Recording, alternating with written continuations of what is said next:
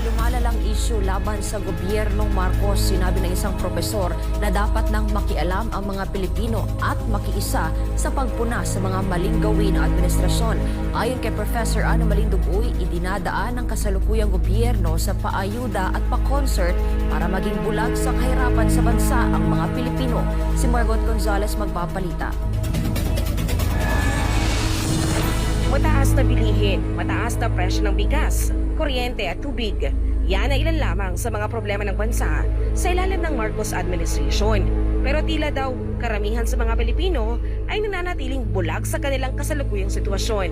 Ayon kay Professor Ana Malindugoy, gaya ng Roman Empire, ay dinadaan daw kasi ng Marcos admin sa tinapay at entertainment ang mga Pilipino kung saan ang tinapay ay inihahalin tulad nito sa ayuda, habang sa entertainment ay ang ginagawang pag-concert ng gobyerno para maging manhid sa kahirapan ang mga dukha sa bansa. Ano ba ang equivalent ng bread ngayon sa atin? Ayuda. Alam mo yon, ayuda ng ayuda, pamimigay ng ayuda na kala mo naman walang katapusan at wala na ang pera ng kaban ng bayan infinite. And another equivalent to that, yung entertainment naman is mga concert na parang ini-stage about, like for example, ang Bagong Pilipinas sa Mindanao, there was a concert with all the artista and all na para bang ini-entertain mo yung masa, para yung masa hindi niya maisip na, oy, sandali, naghihirap pala ako. Alam mo, gano'n na gano'n ang nangyari during the history of the Roman Empire.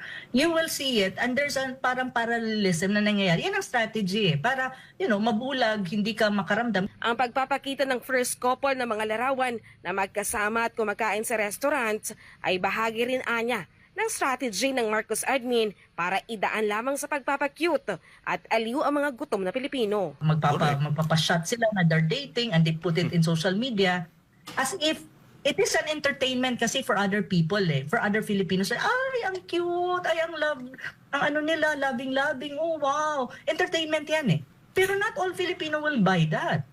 Most Filipinos who have a thinking mind or thinking Filipinos will not buy that because that is insensitivity. Kasi kayo, very sweet and you can eat in a nice restaurant, in a fine dining. Pero kami, hindi kami kumakain ng 3 beses lang araw kasi nahirap kami sa buhay. Ang isa pang problema ngayon ayon kay Malindugoy ay ang pagmamalabis ng gobyerno sa kapangyarihan nito, tulad ng nangyaring paglusob at paglapastangan ng Philippine National Police or PNP forces sa iba't ibang religious compounds ng The Kingdom of Jesus Christ sa Davao City. Tinawag nitong OA at projection of power ang pagdideploy ng ganun karaming puwersa ng PNP para lusubin ang compounds na wala namang record ng kaguluhan para hanapin ang isang pastor na hindi naman kilalang bayolenteng tao. Correct. I'm saying to everyone na, okay, kapag kayo kapag kami ang inanyo nyo, parang kami ang criticize nyo, kami ang binangga nyo, ito ang mangyayari sa inyo. Look at what happened to Pastor Kibuloy. Ito rin ang aabutin nyo. So beware. Ganun ang message nun Kasi that is really overkill. Ayon kay Malindugoy, dapat lahat ng Pilipino ay makialam na sa nangyayari ngayon sa bansa. Ayon pa sa kanya, dapat na magkaroon ng active at responsible citizenship kung saan ang mga Pilipino ay handang punahin ang mga maling gawin ng mga nakaupong politiko. Lahat ng mangyayari sa kahit anong ginagawa ng gobyerno, it will impact individual Filipinos. Now, kung hindi ka makikialam, kahit alam mo na kung anong nangyayari, kahit alam mo nang hindi maganda ang nangyayari, wala ka pa rin ginagawa, bystander ka pa rin, ang mangyayari, walang mangyayari sa bayan mo.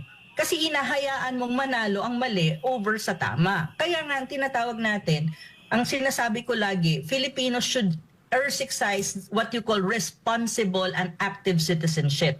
Ang isang active citizenship is nakikialam ka, nakikilahok ka sa mga nangyayari sa bansa mo at hindi ka takot ipahayag kung may nakikita kang hindi magandang nangyayari o ginagawa ng inyong mga government officials. That is your right as a citizen. Kaya nga anya maganda at mahalaga ang ginagawa ngayon ng Maisog Peace Rally kung saan nagkakaroon na ng boses ang lahat ng sektor ng lipunan tulad ng mga katutubo, mangingisda, magagawa at iba pa. Umaasa siyang magkakaroon ng Maisog Peace Rally sa lahat ng panig sa Pilipinas at sa iba pang mga bansa kung saan may mga Pilipino. Para sa Diyos at Pilipinas kumahal, Mark Gonzalez, SMNI News.